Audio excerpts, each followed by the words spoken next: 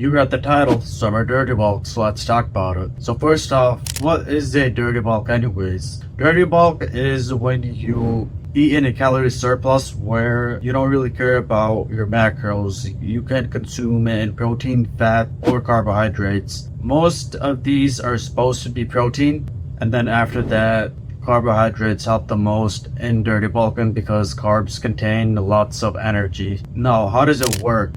The way it works is that you have to lift very heavy and just a low rep amount. You don't care for the amount of repetitions, but you care more about the weight because mass moves fast. So the more weight you can push, the more weight you can handle, the more likely it is that your muscles will stimulate and grow. Yeah, so these are the two aspects of a dirty bulk is calorie surplus, but you don't really care about the protein as much and lifting very heavy. The third aspect, which is more of a sub aspect of the weightlifting aspect, is that you lift in a low quantity because there's no way you're going to be able to lift 1.5 times, 2 times your body weight, or even in some cases 1 times your body weight, and you're going to be able to lift that more than a few reps. That's nearly impossible. So these are what makes a dirty bulk successful. Now let's talk about some of the mistakes that people make throughout the dirty bulk and some of the mistakes that you probably will or can make as well. First one being that you probably think that you don't need cardio with your bulking because you're gaining weight, right? So why would you need to put in the aspect of cardio, because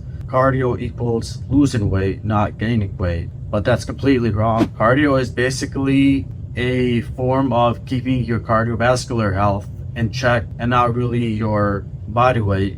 Yeah, sure, it helps you lose some weight, but for the most part, if you don't do cardio during a bulk, then your cardiovascular health is going to go down, and that's not something that you want. Mistake number 2, this is one of the mistakes that I made, is that you overeat. And what I mean by overeating is that you consume way too many carbs beyond what you need, and you end up gaining weight around your belly rather than everywhere else, like the way it's supposed to be. And the way you can tell that you're overeating or you're not consuming your macros in the right way is that, like I said, either you will notice a lot of subcutaneous fat around your stomach or lots of visceral fat. In my case, that was a lot of visceral fat because I was going really hard on the carbs, not realizing that my macros are still supposed to consist of mostly protein. Not even half the amount of protein, but most of my macros and your macros are supposed to be consisting of protein, then carbs, and then fat. And the third mistake, which is probably something that most of the people are more likely to fall into, is that going straight into a bulk. You never want to do that because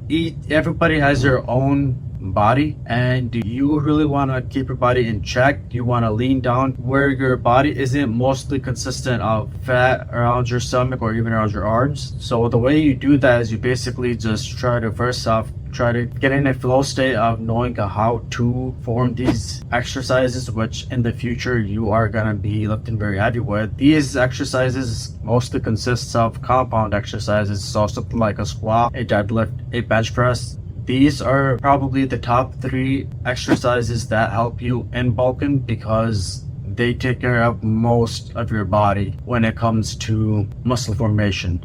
So when it comes to bulking over the summer, some of the cons that do exist is that since we're Muslims, we have to really go by a different standard than the non-Muslims because we can't really go to sleep before we pray Isha, and Isha isn't really until 11 p.m. At least where I live, Isha rolls around at like 10:50, 11ish p.m. So I prayed that, and then I was going to sleep, but then I had to wake back up again almost at 5 or before 5, right before sunrise, so I don't miss Fajr. So that's only like 6 hours of sleep, which is really not enough. And what that resulted in was that I was coming home from work at around 2:30, 3 p.m. and I was like crashing hard. I'd want to go to sleep really badly, so either I would do that, or if it was a lifting day, I'd go at the gym and then I'd come back and I'd really tired, but sleepiness would go away and I think that I'm okay, but actually I would just like putting it off. So when night hits, I would fall really sleepy during Maghrib and my schedule would almost be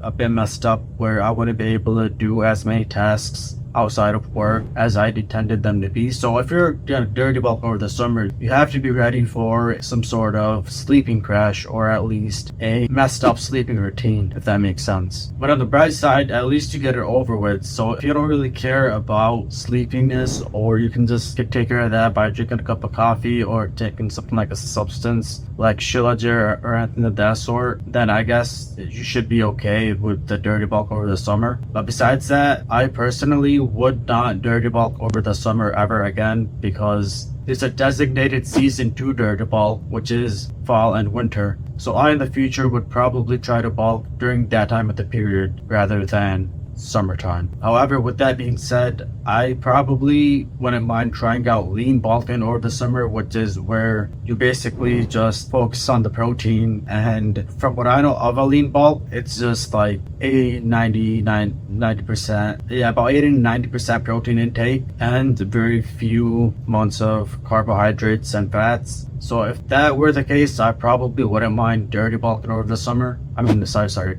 lean bulk. That's a lean bulk. I wouldn't mind lean bulking over the summer if that were the case, but I haven't tried that out, so I can't really speak much on it. So as of now, I would not dirty bulk over the summer again. I would keep that for the winter, and hopefully this video has helped you out in one way, shape, or form. If it has, please hit the like button and consider subscribing to the channel. And let me know which topics you want me to talk about in the future, and inshallah I'll see you in the next one. Thank you.